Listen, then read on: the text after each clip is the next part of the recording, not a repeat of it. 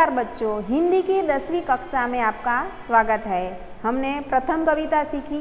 आज हम सीखने वाले हैं दूसरा पाठ, जिसका नाम है बूढ़ी काकी। बूढ़ी काकी के लेखक हैं प्रेमचंद, जिनके बारे में सब जानते हैं और वो जाने माने प्रख्यात लेखक हैं। उन्होंने अनेक कहानियाँ लिखी हैं, जिनमें से एक भाग में उन्होंने यह पाठ बताया है, जिसके बारे में हम यहाँ चर्चा करने वाले हैं।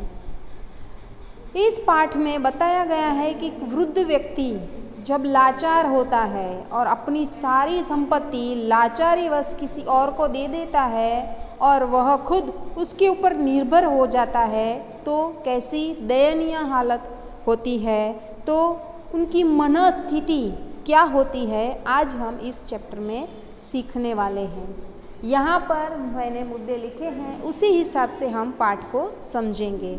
प्रथम लेते हैं बूढ़ी काकी। बूढ़ी काकी का भरा पूरा परिवार था।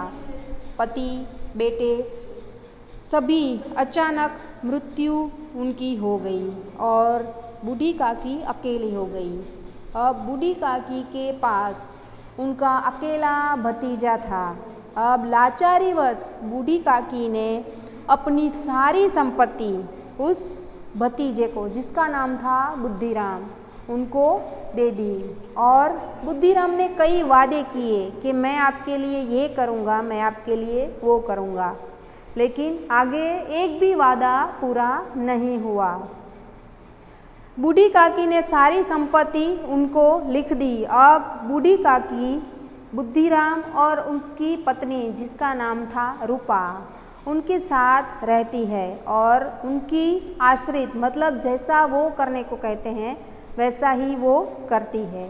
आगे क्या कहते हैं, बूढ़ी काकी का दुख। बूढ़ी काकी को सबसे बड़ा दुख यह है कि उन्हें समय पर भोजन नहीं मिलता।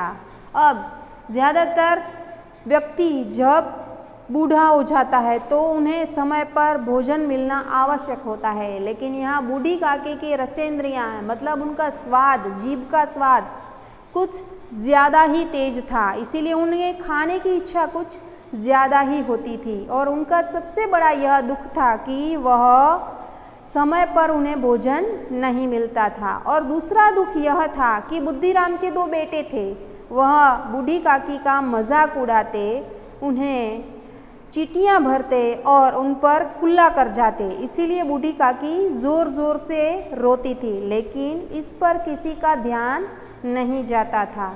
आगे कहते हैं काकी के अनुराग, मतलब बुद्धिराम के दो बेटे थे जो दादी का मजाक उड़ाते थे, लेकिन बुद्धिराम की एक बेटी थी जिसका नाम था लाडली। वह काकी के बहुत ही करीब थी और अपने हिस्से का कुछ भोजन बचाकर वह काकी को दे जाती थी और वह उनका ख्याल भी रखती थी। वह अपनी माता और भाइयों से डरती भी थी, इसीलिए उन्हें बचाकर, उनकी आँखों से बचाकर वह कुछ खाना दादी के लिए रख देती थी और उन्हें छुपा कर देकर जाती थी। आगे क्या कहते हैं, सुखाराम का तिलक। अब घर में एक अच्छा प्रसंग था। बुद्धिराम के बेटे, जिसका नाम था सुखराम, उसका तिलक का अवसर आया। अब घर में खुशी का प्रसंग है तो स्वाभाविक है कि तरह तरह के व्यंजन बनेंगे। अब बूढ़ी काकी उसी में खुश हो गई कि चलो इसी बहाने कुछ तरह तरह के व्यंजन उन्हें खाने को मिलेंगे और उन्हें जो जीभ का स्वाद है वो तृप्त हो जाएगा, लेकिन ऐसा नहीं हुआ। उस मौके पर बूढ़ी काकी उस कमरे में पड़ी रही।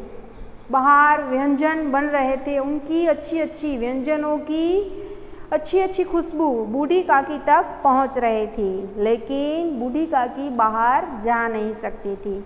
एक जगह पूड़ियाँ कहाड़ में तली जा रही थी और दादी से रहा नहीं गया। उस पूड़ियों की खुशबू से दादी अपने कमरे से बाहर चली आई और उस पूड़ियों को जैसे ही उठाने लगी, बुद्धिराम की पत्नी रूपा ने उन्हें देख लिया और डांट फटकार कर वह वापस उनकी उस कोठरी में छोड़ आई। दादी रो नहीं सकती थी क्योंकि वह जानती थी कि अच्छे अवसर पर रोना अपशकुन कहा जाता है। हम जानते हैं ना, अच्छे अवसर होते हैं तब हम रोते नहीं हैं, वरना वह शुभ प्रसंग खराब हो जाता है, ऐसा माना जाता है। तो दादी मन ही मन दुखी हो रही थी, रो नहीं सकती थी। थोड़ी देर बाद उसने इंतज़ार किया कि कोई मेरे लिए भोजन लेकर आएगा और मैं उसे अच्छे से खाऊंगी, क्योंकि उन्हें बहुत भूख लगी थी उस वक्त। और दादी इसी इंतज़ार में बैठी है। बाहर सबका खाना चल रहा है। वापस उन्हें मन हुआ कि मैं देख कर आऊँ कि खाना शुरू हुआ या नहीं। वह अपने आप को रोक नहीं पाती है, वह बाहर आकर देखती है और सारे लोग अभी खाने के लिए बैठे हैं। उसी में उस काकी पर बुड्ढीराम की नज़र पड़ती है। बुड्ढीराम क्रोधित हो जाता है, उस काकी को घसीटकर वापस उस अंधेरी कोठरी में बंद कर देता है। वापस वह काकी दुखी हो जाती थी। वो भूखी तो वैसे भी है और उसके ऊपर यह बर्ताव होने की वजह से और भी वह दुखी हो गई। अब वही यही सोचती है कि अब मुझे खाना मिलेगा या नहीं। यह मनस्थिति शायद कई सारे बुजुर्गों की होगी। यहाँ पर इस सारी चीज़ों पर प्रकाश डाला गया है। आगे कहते हैं कि बुद्धिराम का इस वजह से क्रोध था, लाडली की चिंता। अब हमने आगे देखा कि बुद्धिराम की एक बेटी थी जो काकी के बहुत करीब थी। अब लाडली को चिंता थी कि काकी को अभी तक खाना नहीं मिला, तो मैं क्या करूं कि जल्दी से मैं काकी को खाना दे सकूं। वह अपने दोनों भाई और अपनी माता जिसका नाम है रूपा, दोनों से डरती थी। इसीलिए जब खाने का समय आया तो उसने अपने हिस्से की कुछ पूरियां बचा कर रख ली और अपनी दादी के लिए छोड़ ली कि जब ये सारे लोग चले जाएंगे तो मैं अपनी दादी को दे दूंगी। जब यह पूरा अवसर पूरा हो गया और सभी अपने अपने घर चले गए, उसकी माँ रूपा सो गई। तब लाडली को लगा कि यह अवसर अच्छा है, यह पूरियाँ काकी को देकर आती हूँ। अब वह चुपके से गई और जो पूरियाँ उसने बचा कर रखी थी वह उसने बूढ़ी काकी को खिलाई। बूढ़ी काकी वो पूड़ियों को देखकर एकदम खुश हो गई और उसने 5 मिनट में सारी पूड़ियाँ खा ली। अब काकी वापस लाडली से कहती है कि लाडली अपनी माँ से कहकर मेरे लिए थोड़ी और पूड़ियाँ ला देगी। अब लाडली जो है अपनी माँ से बहुत डरती है, तो उसने साफ मना कर दिया। वहाँ रूपा की आँख खुलती है और लाडली उसके पास में सोई हुई नहीं है। यह जानकर वह क्रोधित हुई कि लाडली कहाँ गई।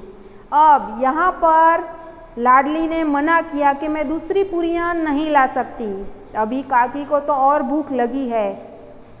काकी ने सोचा बाहर जो जूठे बर्तन पड़े हैं, चलो उसी में से मैं खा लेती हूँ।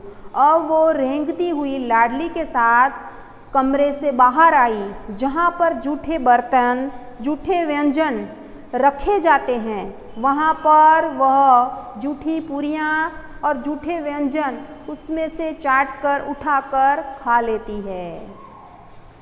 पूड़ियों के जूठे टुकड़े, पूड़ियों के जितने जूठे टुकड़े हैं वह काकी खा रही है। यह दृश्य बहुत ही कंपा देने वाला है। वहाँ रूपा आती है और रूपा देखती है कि यह काकी क्या कर रहे हैं। काकी वहाँ पर जूठे बर्तन जो रखे हैं और जूठे व्यंजन जहाँ पड़े हैं उसमें से चाटकर पूरियाँ और वह व्यंजन खा रही है। रूपा को मन ही मन बहुत पछतावा हुआ।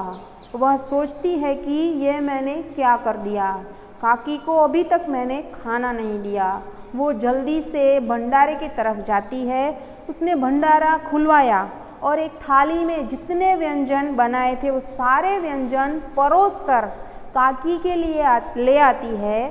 वह काकी को हाथ पकड़कर कमरे में ले जाती है और कहती है कि काकी आप यहाँ बैठिए, मैं अपने हाथों से आपको खाना खिलाती हूँ। अब रूपा को मन ही मन पछतावा होता है और इस बारे में वह बार बार काकी से क्षमा मांग रही है कि काकी मुझे क्षमा कर दीजिए कि मैं आपको खाना नहीं दे पाई इतने अच्छे अवसर पर भी। अब काकी को जो चाहिए था वो तो मिल गया, उसे भरपेट खाना, जो व्यंजन उस दिन बने थे वह सारे उस थाली में परोस कर रूपा ले आई है। अब काकी आराम से पेट भरकर वह खाना खा रही है और मन ही मन रूपा को आशीर्वाद दे रही है कि भले ही देर से लेकिन अब वो समझ गई है कि उसकी गलती क्या है। और यहाँ रूपा बार बार काकी से क्षमा मांग रही है कि काकी मेरे से जो गलती हो गई है आप उसके लिए मुझे क्षमा करें। इस पाठ में बुजुर्ग लोगों की क्या परिस्थिति है, शायद ऐसे कई ऐसे घर हैं जहाँ ये परिस्थितियाँ आज भी हैं, तो उस पर कटाक्ष यानी कि व्यंग किया गया है कि आप बुजुर्ग लोगों की सेवा करें और उन्हें अकेला न छोड़ें, उनके लिए जितना हो सके कर सकते हैं करें, क्योंकि उनके आशीर्वाद से ही यह संसार चल सकता है। आशा करती हूँ कि यह पाठ आपको अच्छे से समझ में आ गया होगा। धन्यवाद।